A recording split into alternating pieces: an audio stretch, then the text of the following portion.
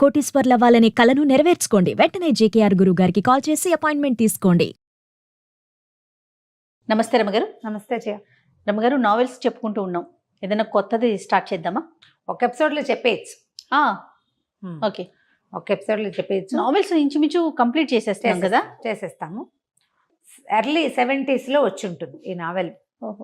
ఖచ్చితంగా నాకు సంవత్సరాలు జ్ఞాపకం లేవు. నేను స్కూల్ పిల్లగా ఉన్నప్పటి నుంచి చదువుతూనే ఉన్నా. ఒక రకమైన దుఃఖం, ఏం చెయ్యాలో అర్థం కాని ఒక స్థితి వస్తుంది మనం ఆ కథ చదివితే. అది రేర్గా ఉండేది. నేను చెప్పబోయే కథ ఆ కాలంలో అత్యంత రేర్, అక్కడక్కడ చాలా తక్కువగా కనపడేది. ఇప్పుడు విరివిగా కనపడుతున్న సమస్య. భార్యాభర్తలు విడిపోవటం, పిల్లలు అలో లక్ష్మణ అని అఘోరించటం, తండ్రులు వెళ్ళిపోవటం లేదా తల్లులు వెళ్ళిపోవటం, పిల్లలు దొరికిపోవటం, అటు నాన్నకో అమ్మకో, పేదరికం, చదువుకునే అవకాశాలు లేకపోవటం, సంస్కారవంతులుగా బయటపడగలిగే అవకాశాలు ఉండకపోవటం. మనకి అప్పుడు ఇప్పుడు కూడా ఇలాంటి సమస్యలు ఉంటూనే ఉన్నాయి కదా.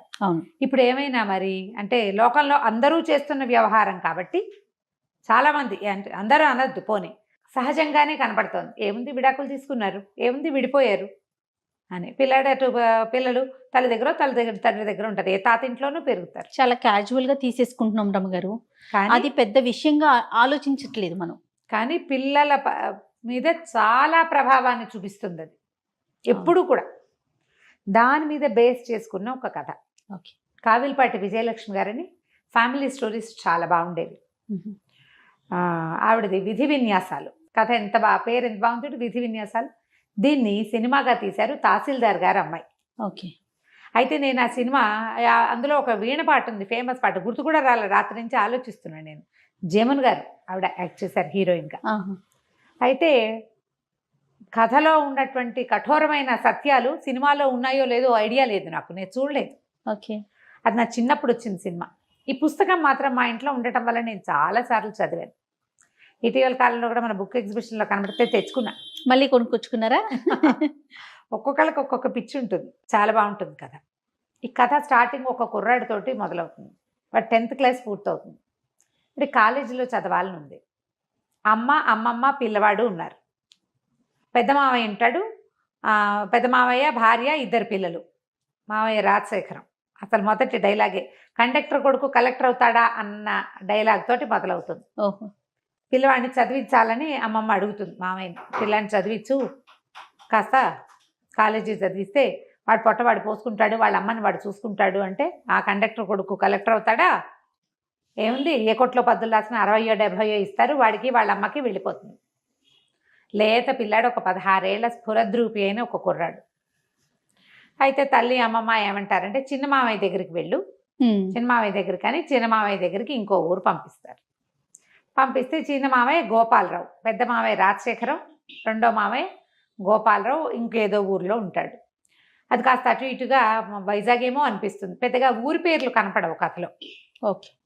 అక్కడికి వెళ్తాడు. వాళ్ళ ఇంట్లో కూడా ఓ పిల్లాడు ఉంటారు. పెద్ద మామయ్యకి ఓ పిల్లాడు, చిన్న మామయ్య కూడా ఒక పిల్లవాడు. అయితే ఆయన ఏమన్నాడు, సరే కనుక్కుంటాడు, ఏమిటి సంగతి సందర్భం కనుక్కొని, అరే నాకు జీతం తక్కువేరా, నీకు భోజనము వసతి నేను ఇస్తాను, నా దగ్గర ఉండు, ఫీజులు పెద్ద మామయ్య కడతాడేమో కనుక్కో. అప్పుడు ఈ పిల్లాడు, మా నాన్న ఎక్కడుంటాడు అని అడుగుతాడు. తండ్రి లేడు వీళ్ళతో. అడిగితే ఈయన తను ఏమన్నాడంటే, అక్కడెక్కడో ఫలానా చోట ఉంటాడు, ఎప్పుడో అడ్రస్ ఇచ్చాడని అడ్రస్ తీసి చేతిలో పెడతాడు. ఈ పిల్లాడు ఊరు వెళ్తానని చెప్పి ఇంటికి వెళ్ళకుండా ఆ తండ్రి ఉన్న ఊరికి వెళ్తాడు. ఇవేవో ట్రైన్ ప్రయాణం చేసి వెళ్ళవలసిన ఊళ్ళుగానే కనపడతాయి. అక్కడికి వెళ్ళేసరికల్లా ఇతను ఒక మామూలుగా తదుపరి వాళ్ళ అమ్మ ఎట్లా ఉంది, దైన్యంగా, అమ్మ ఇంట్లో కింద ఇల్లు వాడుకుంటారు, పొలం డబ్బులు ఇంటెద్ద ఏదో కొద్దిగా వస్తే బిక్కుబిక్కుమంటూ కాలక్షేపం చేసే దౌర్భాగ్యపు స్థితిలో ఉన్నారు వీళ్ళు. పిల్లాడికి పండగకి బట్టలు లేవు, చెప్పులు లేవు, సైకిల్ లేదు, సాగుబాటు లేదు, ఏ సాగుబాటు లేదు. తన తండ్రిని కూడా అలా ఊహిస్తాడు.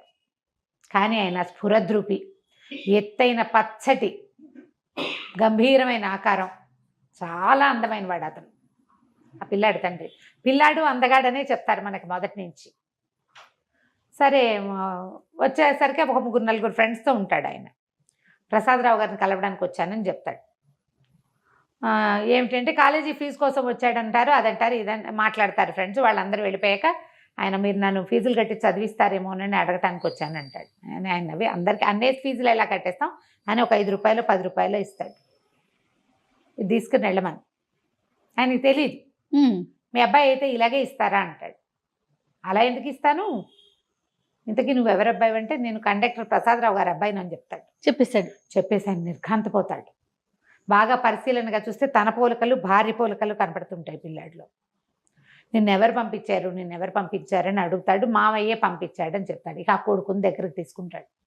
ఆ పిల్లాడిని ఆయన 4 నెలల వయసులో వదిలిపెట్టి వచ్చాడు. సంటి పిల్లాడు అప్పుడు 4 లేదా 8 నెలలు అంతే వయసు. తర్వాత వాడికి 5 ఏళ్ళు అప్పుడు తల్లి వాడు ఇద్దరు అన్నవరం బస్సులో ఈయన కనపడ్డారు. అప్పుడు ఈయన కండక్టర్గా ఉన్నాడు ఆ బస్సులో. పిల్లాడు 5 ఏళ్ళు అప్పుడు. తాతగారు బాగున్నారా అని అడిగితే చచ్చిపోయారని చెప్తాడు పిల్లాడు. పిల్లోడితోనే పిల్లవాడు భార్య పిల్లాడు కనిపిస్తారు. పిల్లాడిని ఒళ్ళో కూర్చోబెట్టుకుంటాడు. అడుగుతాడు, ఓ బిస్కెట్ ప్యాకెట్ కొని పెడతాడు. తాతగారు బాగున్నారా, ఇంట్లో అందరు బాగున్నారంటే తాతగారు చచ్చిపోయారు, చాలా రోజులైంది, ఇంట్లో అందరు చచ్చిపోలేదనే అందరు బాగానే ఉన్నారని చెప్తాడు. మా బావగారు పోయారని తెలుసుకుంటాడు ఆయన. అంతకు మించి వాళ్ళ గురించి అతనికి ఏం తెలియదు.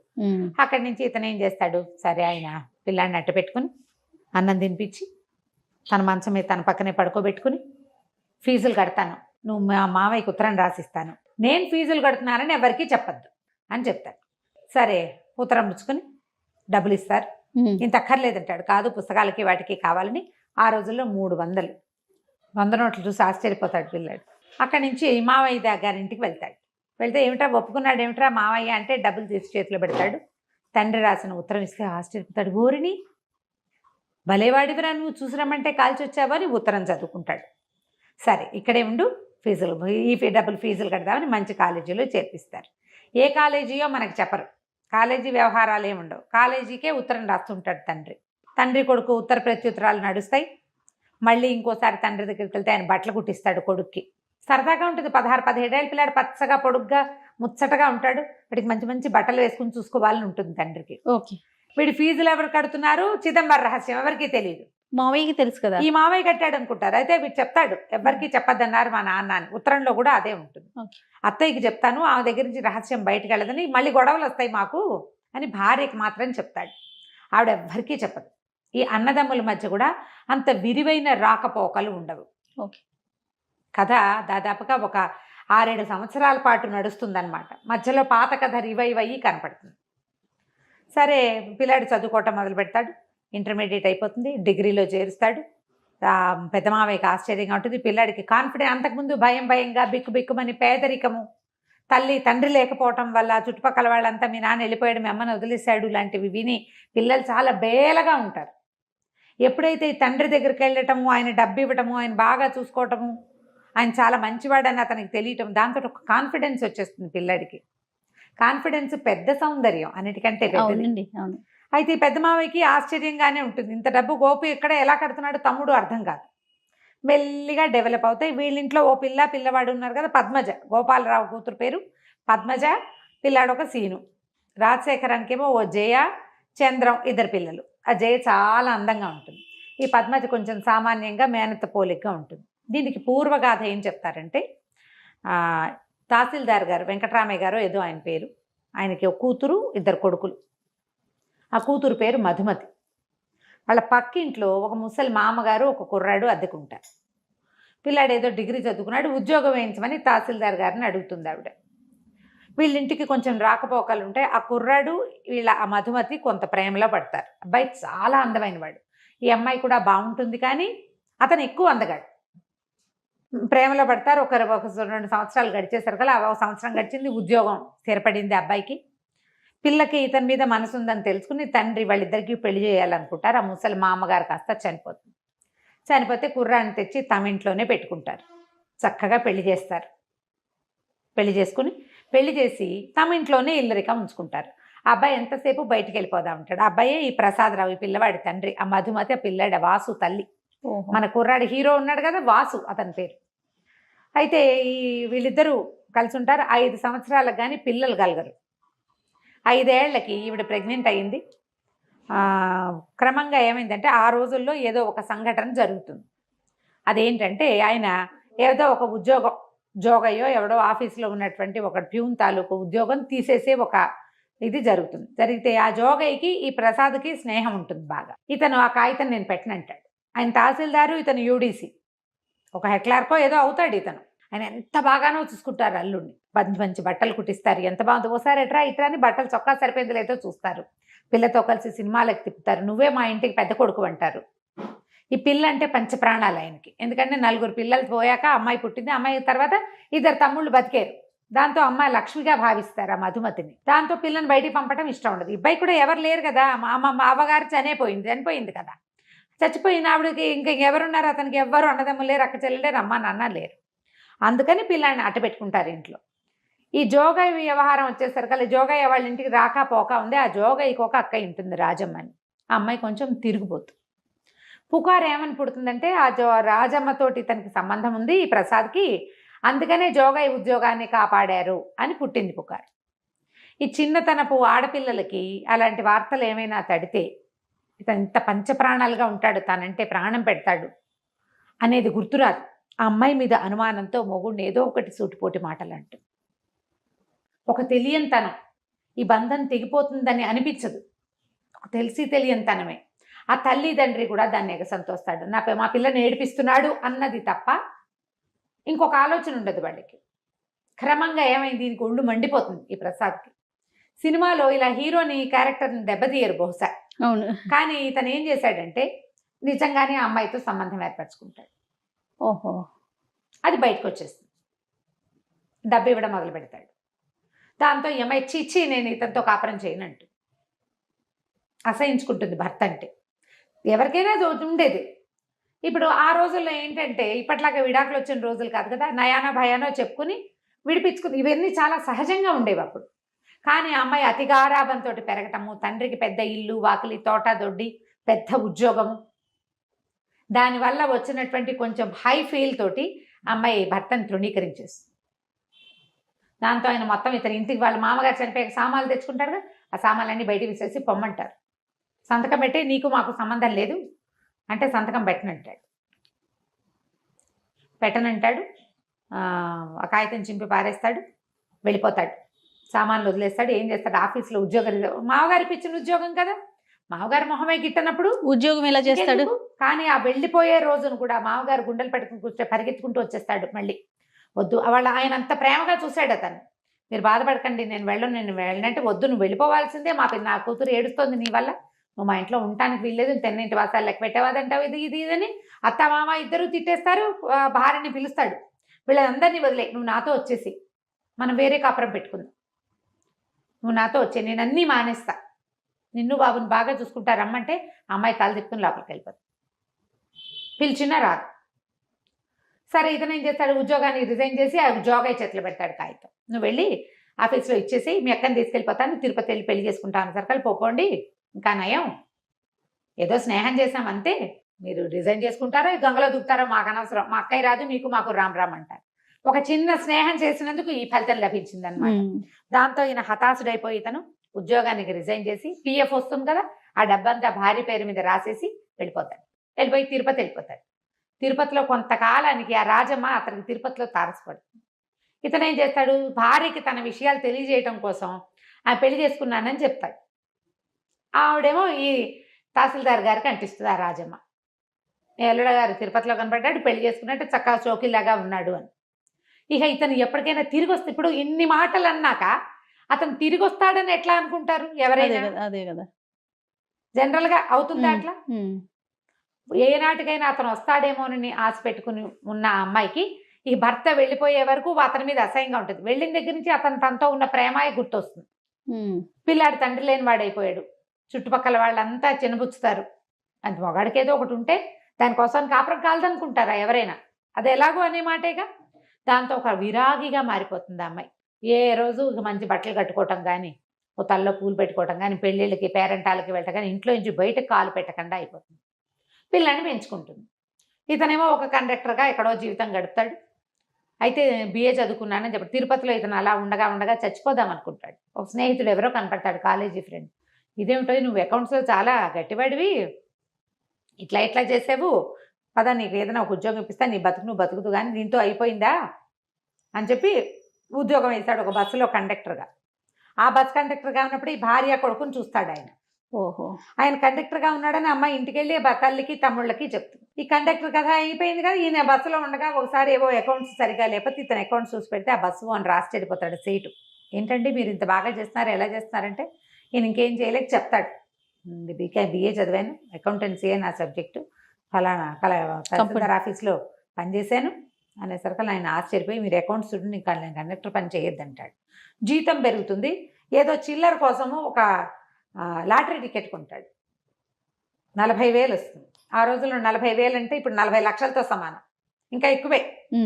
అయితే రక్షణ నిధికి ఇచ్చేస్తాను, ఈ డబ్బు నేనేం చేసుకుంటాను, భార్య పిల్లాడు నా నుంచి సెపరేట్ అయిపోయారు, జీవితం మీద ఆశ లేదంటే ఆయన ఒప్పుకోడు. అలా వద్దు, ఎక్కడైనా డబ్బు మదుపు పెట్టండి, మీకు కాకపోతే ఎవరికో వస్తుంది, డబ్బులు వస్తూ ఉంటాయి, ఎవరికైనా పిల్లలకి పేద పిల్లలకి చదువుకోవడానికి దానికి సహాయం చేద్దురు. కానీ ఓసారి డబ్బు ఇచ్చేయటం ఏంటండి, ఓ 2,000 ఇవ్వండి, మిగిలిన 8,000 మదుపు, మిగిలిన డబ్బులు మదుపు పెట్టండి అని బలవంత పెడతాడు. పెట్టేసరికల్లా కొంత డబ్బు రక్షణ నిధికి ఇచ్చి ఒక రైస్ మిల్ ఏదో కొంటాడు. అట్లా అట్లా బ్రెయిన్ బాగుంది, మంచి తెలివైన వాడు కదా, అట్లా అట్లా అట్లా డెవలప్ అవుతుంది. ఈయన చక్కగా మంచి పెద్ద బిజినెస్ షాపు, బోల్డన్ వ్యవహారాలు ఉండే. ఈయన ఇలా ఉండిపోయాడు. పెళ్ళానికి అహంకారము పొగరు అనుకుంటాడు అతను. ఆ అమ్మాయికి ఎలాంటి దుర్భరమైన జీవితం లభించింది చివరికి ఆయనకి తెలియదు. పిల్లాన్ని భార్య పంపించిందని ఒక అనుమానం ఉంటుంది లోపల. వాడు ఒట్లు సత్యాలు పెట్టుకుంటాడు, అవి కాదు మా అమ్మ పంపలేదు, మా అమ్మకి అసలు తెలియదని. ఇప్పుడు ఈయన ఈ డబ్బులు ఇస్తున్న సంగతి చెప్పొద్దంటాడు. ఈ పిల్లాడు చక్కగా కళగా మంచి మంచి బట్టలు వేసుకుంటాడు, చక్కగా చదువుకుంటాడు, బిఏ అయిపోతుంది. అయితే డిగ్రీ అయిపోయాక ఇంకా నేను చదవను అని తల్లి చెప్తాడు. ఇతను తల్లిని చూడడానికి వెళ్ళేసరికి ఏమవుతుంది, మేనమామ పెద్ద మేనమామ పక్క దగ్గరే ఉంటారు కదా, వాళ్ళు పొలం డబ్బులు అవి ఇవ్వడం మానేస్తారు. ఈ వాళ్ళు ఏం చేస్తారంటే ఆస్తులు, నాన్నగారు చనిపోయాక ఆస్తులు వాటా వేసినప్పుడు 2 వాటాలే పడతాయి. ఆడపిల్లకి ఇవ్వకపోతే రెండో అతను పొట్లాడతాడు, ఆ గోపాలరావు అన్న అతను. అది తప్పు, అక్కయ్య మనతో ఉండిపోయింది, నాన్నగారే అక్కయ్య జీవితాన్ని ఇట్లా చేశారు, ఇది పనికిరాదు, మనం ఇంటి మీద అద్దె తీసుకోవద్దు, పొలం డబ్బులు తీసుకోవద్దు, ఆస్తులు మనవి, అమ్మ అక్కయ్య ఉన్నాళ్ళు, అక్కయ్య కొడుకు బతికి బాగుపడేదాకా అక్కయ్య కూడా వాటా ఇవ్వవలసిందే అని తను పట్టుబడతాడు. ఎప్పుడైతే ఈ పిల్లాడు బ్రహ్మాండంగా చదువుకుంటూ జామను బట్టలు వేసుకుని తిరుగుతూ వాచీలు పెట్టుకుంటూ ఉండేసరికల్లా మేనమావకి ఏమనిపిస్తుంటే డబ్బంతా నీ కొడుక్కి దోచిపెట్టి ఇక్కడ పేద వేషం వేస్తున్నావు, ఇక నేను మీకు డబ్బు ఇవ్వను అని చెప్పేస్తాడు. అయితే కథలో ఒక అర్థం కాని మ్యాటర్ ఎక్కడ కనపడుతుందంటే అమ్మాయికి ఒక 30 తులాల బంగారము, పట్టు చీరలు అవి ఇస్తాడు ప్రసాదరావు. ఆ బంగారం ఏమైంది అనే మాట చెప్పరు. పెళ్ళప్పుడు మా అమ్మది అని చెప్పి ఇస్తారు, మంచి మంచి వస్తువులు కొనిపెట్టారని చెప్తారు. మరి ఆ బంగారం ఆయన పట్టుకెళ్ళాడో ఈవిడ పట్టుకెళ్ళిందో అర్థం కాదు. మరి నా చిన్నప్పుడే నాకు అర్థమయ్యేది కాదు. వీళ్ళ దగ్గర గోల్డ్ ఉంది కదా, మరి ఆ గోల్డ్ కూడా పారేసింది. ఇతను సామాన్లు వదిలిపెట్టి వెళ్ళిపోయాడు కదా, నాన్నగారు ఏం చేస్తారు, అవన్నీ దానం చేసేసారు. ఆఖరికి ప్రావిడెంట్ ఫండ్ డబ్బు భర్తది కూతురుకు వస్తే అది కూడా ఆయన రక్షణ నిధికి ఇచ్చేసారు. వాడి డబ్బు కూడా నాకు వద్దని. కానీ వాడి కొడుకు మాత్రం ఉండిపోయాడు ఆవిడ దగ్గర. ఇప్పుడు డబ్బు వస్తువుల కంటే పిల్లలు ఎక్కువ కదా, జీన్స్ కదా అవి, అది ఆలోచించారు. దాని కొడుకే అనుకుంటారు, అతని కొడుకు అన్న ధ్యాస ఉండదు. చాలా మంది చేస్తారు ఇలాంటి ఆలోచన, పిల్లల దగ్గర ఆలోచించారు అట్లా. సరే ఏమవుతుంది, డబ్బులు లేవు, తల్లి పరమ పేదరికంలో ఉంటుంది. మా అమ్మమ్మ ఒంటిపూట తింటున్నారు, నేను ఇంకా చదువుకోనని ఏడ్చి మొత్తుకుంటాడు తండ్రి దగ్గర. ఆయన ఒప్పుకోడు. నువ్వు కండక్టర్ కొడుకు కలెక్టర్ అవుతాడా అన్నాడు మీ మామయ్య. కలెక్టర్ అయ్యి చూపించాలి, నువ్వు సెటిల్ అవ్వడం కావాలి, నువ్వు కలెక్టర్ అయ్యి భార్య పిల్లలతోటి బాగుంటే చూడాలనుంది నాకు, నువ్వు చేయడానికి వీల్లేదంటే మా అమ్మ ఇట్లాంటి పరిస్థితుల్లో ఉంటే నేను ఇలా మీరు కుట్టించిన ఉలెన్ సూట్లు అవి వేసుకుని వాచీలు ఉంగరాలు పెట్టుకుని స్కూటర్ కొని పెడతానంటాడు. ఎంఏకి యూనివర్సిటీ దూరం కాబట్టి స్కూటర్ కొంటారు, స్కూటర్ నేర్పిస్తాడు మనిషి వచ్చంటే. ఒప్పుకోడు వీడు పిల్లవాడు. ఒప్పుకోకపోతే అతను ఆయన గట్టిగా బతిమలాడి సరే మీ అమ్మకి నేను ఏర్పాటు చేస్తానని ఓ 10 చీరలు వీడికి బట్టలు కొని వాసుకి, భార్యకు కూడా బోళ్ళని చీరలు నా జాకెట్లు అన్నీ కొనిచ్చేసి నువ్వు పట్టుకెళ్ళు, మీ మామయ్యకి నేను ఉత్తరం రాస్తానని చెప్తాడు. వీరు తండ్రి దగ్గర నుంచి ఇంటికి వెళ్ళేసరికల్లా తల్లి వస్తుందన్న కబురుతో సిద్ధంగా ఉంటుంది. అయితే ఈ గోపాలరావు ఏం చెప్తానంటే మీ నాన్న నువ్వు ఉంటున్నావు కాబట్టి నాకు డబ్బు ఇస్తూనే ఉన్నాడు, మీ అమ్మని తెచ్చి నా దగ్గర పెట్టుకోమని చెప్తున్నాడు, నేను తీసుకొస్తానులే అని చెప్పి వాళ్ళ అన్నదమ్ములు ఇద్దరు మాట్లాడుకుని ఇక అక్కయ్యని నా దగ్గర ఉంచుకుంటా, దాని కొడుకు చదువుకున్నాక వాళ్ళిద్దరు వాళ్ళ దారిని వాళ్ళు వెళ్తారు, అమ్మని నువ్వు అట్టి పెట్టేసుకో, పొలం డబ్బు ఇంటి మీద వచ్చే అద్దె సగం తీసేసుకుందాం అని చెప్పేసి అక్కయ్య నువ్వు నా దగ్గర ఉండు, నీ కొడుకు చదువు పూర్తయ్యేదాకా అని వాళ్ళ అక్కని పిలుచుకుంటాడు. ఏరా అమ్మని నువ్వు అన్నయ్య పంచుకున్నారని బాధపడుతుంది, కానీ మెల్లిగా వీళ్ళ ఇంట్లో ఎక్కష్టం అయిపోతుంది. ఈ కథలో ఒక అంతర్వాహినిగా మనకేం కనపడుతుంది అంటే ఈ గోపాలరావు కూతురు పద్మజ ఆ పిల్ల ఈ వాసుకి అట్రాక్ట్ అవుతూ ఉంటుంది. కానీ ఇతనికి అలాంటి భావాలు ఉండవు. వీరికి జయ చాలా అందంగా తెని అనిపిస్తుంది, కానీ అది అక్కడే ఉండదు. ఆ అమ్మాయి దానికి వేరే ఫ్రెండ్స్ ఉంటూ ఉంటారు. కథ స్లోగా నడుస్తుంది, చక్కటి సంభాషణ. పుస్తకం దొరికితే మొదలు పెట్టామంటే చివరి దాకా వదలలేం మనం. చకచకా నడిచి వెళ్ళిపోతుంది. నేను ఇంకా స్పీడ్గా కూడా చెప్పేస్తున్నాను. సరే, ఎంఏ పూర్తవుతుంది అబ్బాయికి. ఐఏఎస్ సెలెక్షన్ కూడా అయిపోతుంది. ఐఏఎస్ సెలెక్షన్ అవుతుంది. అయిన తర్వాత అప్పుడు పెళ్లి చేసుకోమంటాడు. తను పెళ్లి చేసుకోమంటే నేను పెళ్లి చేసుకోను, మా అమ్మ నాన్న కలిసి ఉండాలని నా కోరిక.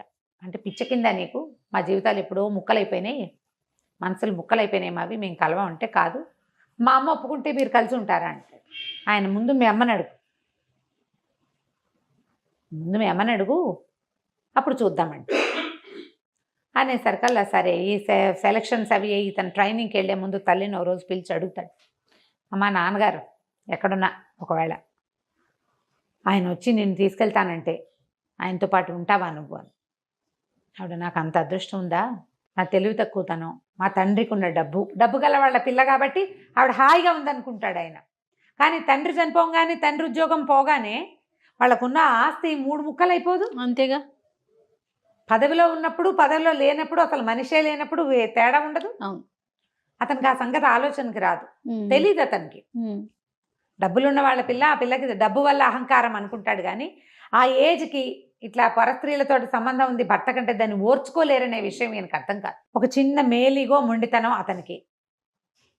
పెద్దింట్లో పుట్టడం వల్ల నేను అనే ఫీలింగ్ ఆవిడికి. ఇంతే, సరేనంటు అనేసరికి సరే ఏమనుకుంటారు, ఈ పెళ్లి సంబంధాలు జయనిచ్చి చేస్తామని ఉత్తరం రాస్తారు. వీడికి ఐఏఎస్ సెలక్షన్ వచ్చింది కాబట్టి వాళ్ళని చేసుకోవటం ఏంటమ్మా, ఈ జయ ఎవరో జగపతి అని కుర్రాడితో తిరుగుతుంది అంటే, ఆ జగపతి ఎవరో దొరలు కొడుతారు పిల్లని తెచ్చుకున్నాడు, అది కాదు మావ నేను చేసుకోనని రాసేసేయమంటాడు. ఈ పద్మజకి ఎన్ని సంబంధాలో చూస్తారు, వచ్చిన ప్రతి సంబంధము తిరగొట్టేస్తుంది ఈ పిల్ల.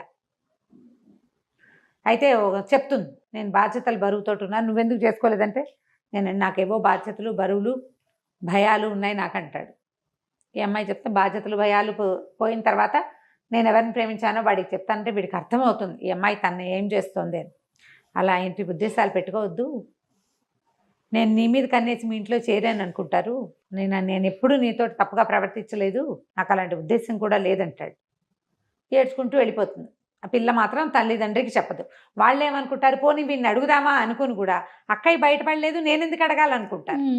ఎవరికి వాళ్ళకి మనసులో ఉంది కానీ ఊరుకుంటారు. ఈ మధుమతికి ఏమని ఉంటుంది, పిల్లాడిని ఇంత చదివించాడు తమ్ముడు, పిల్లనిచ్చే ఉద్దేశంతో చదివించి ఉంటాడు అనుకుంటుంది. కానీ ఆవిడకి లీలగా అనుమానం ఉంటుంది, ఎవరికైనా ఇల్లరికానికి కొడుకు ఒప్పుకున్నాడా అందుకే వాళ్ళు డబ్బిస్తున్నారా, లేదా ఎవరికైనా దత్తత వస్తానని ఒప్పుకుంటే వాళ్ళు డబ్బిచ్చి చదివిస్తున్నారేమోనని. వాటికి ఒప్పుకోవద్దంటుంది. పక్కింట్లో ఉన్న తహసీల్దార్ గారికి ఒక లావుగా నల్లగా బొద్దుగా ఉన్న పిల్ల ఒకటి ఉంటుంది, వాళ్ళు ఉద్యోగం వేయిస్తామని మనవరాలను చేసుకోమంటారు. ఈ అమ్మాయి చెప్తుంది, తహసీల్దార్ గారు వీళ్ళ పక్కిల్లే, ఈ పక్కింట్లో అద్దెకుంటే కదా నా భర్తకు ఉద్యోగం వేయించి నేను ఇంట్లోకి తీసుకొచ్చుకున్నాను, నా పిల్లాడు ఇల్లరికం వెళ్ళకూడదు. ఈ ఉద్యోగస్తులు ఉద్యోగం వేయించగలిగే వాళ్ళు ఇంటి పిల్లని చేసుకుంటే వాళ్ళ నాన్న బతికే అవుతుంది వాడిది కూడా. ఈ పిల్లాడు ఇంచుమించుగా వాళ్ళ నాన్నక మళ్ళీనే ఉంటాడు.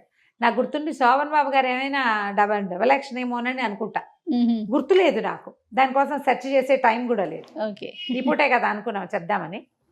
అయితే ఏమవుతుంది, సరే ఇతను ఉత్తరం రాస్తాడు, అమ్మ మీతో రావడానికి సిద్ధంగా ఉంది, మామయ్యకి ఉత్తరం రాయండి అని రాస్తే ఆయనేం అర్థం చేసుకుంటాడు, ఓహో చిన్న మామయ్య కూతురుని చేసుకోదలుచుకున్నాడని ఇతనికి ఉత్తరం రాస్తాడు. గోపాలం మీ అమ్మాయిని చేసుకోవడానికి మా వాడికి ఇష్టమే, మీ పిల్లనిచ్చి మా వాడికి పెళ్లి చేసేయాలి. వాళ్ళు ఏం చేస్తారు, వాసుకి ఓకేటా వాళ్ళ నాన్నతో ఉత్తరం రాయించాడు అని అనుకుని అక్కయ్య మా అమ్మాయిని చేసుకోవే అని అడుగుతాడు. అదేరా మరి సంబంధాలు చూస్తుంటే, అవును నువ్వు తేల్తామని చూశాను, నువ్వు తేలలేదు, అతనికి ఏంటంటే బాగా డబ్బిస్తున్నాడు అనే విషయం అక్కయ్యకి చెప్పకూడదు.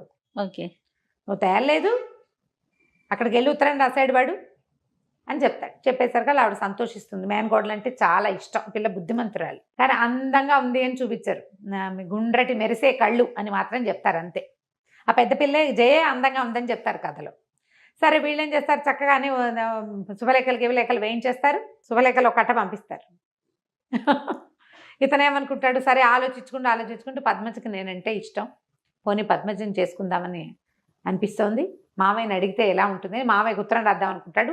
పెళ్లి కార్డులు వస్తాయి, ఇతను తెల్లబోతాడు, ఇదేంటి ఇలా వచ్చినాయి అని. ఆ మామయ్య రాస్తాడు ఉత్తరం, నువ్వు రాయటం ఎందుకు, మీ నాన్నతో రాయించావు ఎందుకు రా, ఇక్కడ ఉండగా నువ్వు చెప్తే నేను కాదంటానా, నీ నోటితో నువ్వు చెప్తే అది కూడా బాగా సంతోషించేది, మీ నాన్నతో రాయించామంటే అప్పుడు అతనికి స్ట్రైక్ అవుతుంది తండ్రి ఏం చేశాడు అని.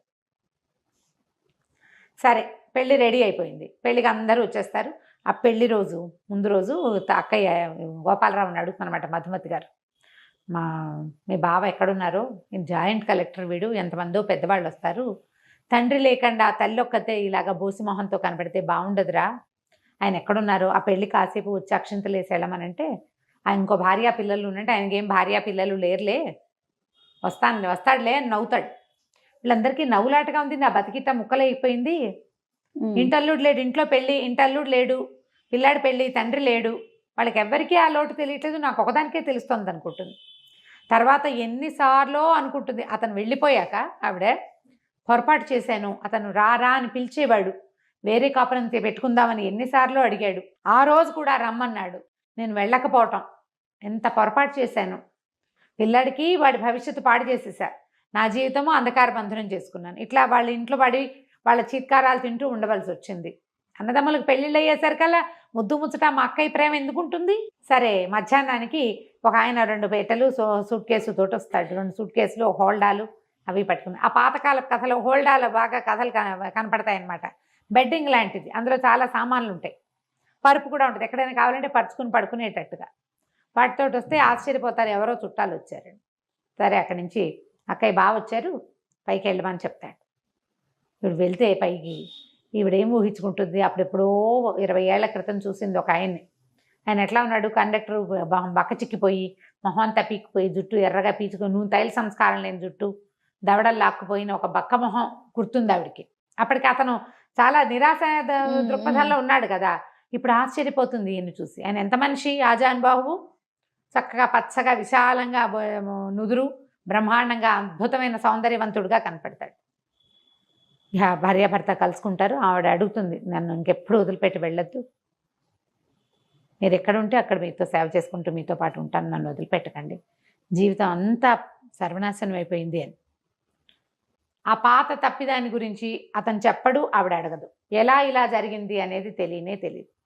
భార్యకు చెప్తాడు, నీ మొదటి రోజునే వీడు 6 ఏళ్ల క్రితమే నా దగ్గరకు వచ్చాడు, 7 సంవత్సరాల క్రితమే 10th పాస్ అయ్యాక నేనే చదివించాను వాడిని, వాడి ఒంటి మీద ప్రతి గుడ్డ నేను కొన్నదే, నీకు చెప్పొద్దన్నాను, వాడు నాతో యుద్ధం చేశాడు ఒక రకంగా, మా అమ్మ మంచిది అని, నేను నా కొడుకు పక్కన నిలబడి నిన్ను చూడాలనుకున్నాను, నేను ఓడిపోయి నువ్వే కావాలని అడగాలనుకోలేదు అని చెప్తాడు. సరే పెళ్ళైపోతుంది, పెళ్ళయ్యాక తల్లిదండ్రిని పిలుస్తాడు, అవన్నీ పండగలు గిండగలన్నీ వ్యవహారాలు అయిపోయాక మనందరం కలిసి వెళ్దామంటే, వద్దు మీ దారిని మీరు వెళ్ళండి అని చెప్తాడు తండ్రి. తల్లి అంటుంది, ఉన్న నాళ్ళు ఒంటరిగా ఉన్నాను, ఆయన వదిలిపెట్టి రాను అని చెప్తుంది.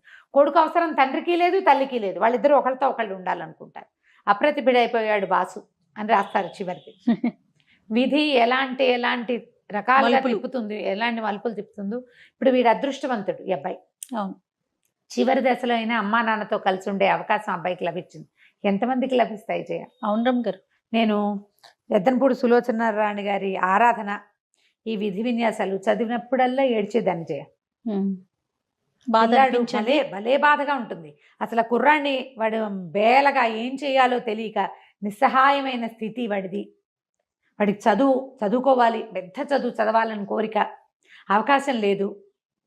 సంపాదన పరుడైన తండ్రి ఉండి, సమర్థుడైన వాడు ఉండి, ఇలా దిక్కుమాలినట్టు మేనమామల పంచన బతకటం ఎంత కష్టం కదా. మరి ఎంత బాగా రాస్తారంటే ఎక్కడ ఎగ్జాజరేషనే ఉండదు. హ్యూమన్ రిలేషన్స్ చాలా సహజమైనవిగా మన చుట్టుపక్కల ఇళ్లల్లో జరిగే లాంటి దాన్ని క్లియర్ పిక్చర్ ఇస్తారు. మనుషులు ఎలా మారుతారు, కండక్టర్ కొడుకు కలెక్టర్ అవుతాడా అన్నవాడు తన కూతుర్ని ఇవ్వడానికి సిద్ధపడతాడు. మనుషులు ఎలా ఉంటారో చూపిస్తారు. చాలా క్లియర్గా ప్రశాంతమైన రైటప్స్ కూడా. అదేంటంటే తీక్షణమైన సంభాషణలు, గాఢమైన అదేదో ఉండదు. తాపీ సంభాషణతోటి సాఫీగా వెళ్తుంది. చక్కటి భాష, మనం మాట్లాడుకునే భాష. క్యారెక్టర్స్ అన్నీ క్లియర్గా ఎవరెవరి వ్యక్తిత్వం ఏమిటి అనేది దానికి ఆ సందర్భంలోనే తెలియజేసేలాగా రాస్తారు. దొరికితే పుస్తకం దొరుకుతుంది ఖచ్చితంగా. ఇప్పుడు అన్ని బుక్ షాప్స్లో ఉండేందుకే అవకాశం ఉంది. కావిల్పాటి విజయలక్ష్మి గారి విధి విన్యాసాలు. ఒకవేళ మీకు సినిమా కనుక దొరికితే తహసీల్దార్ గారు అమ్మాయి సినిమా కూడా చూడండి. ఆ వీణపాట ఏమిటో గుర్తు రావట్లేదు, మీలో ఎవరికైనా గుర్తుంటే కింద కామెంట్ పెట్టండి. తప్పకుండా. నమస్తే రమగారు. నమస్తే.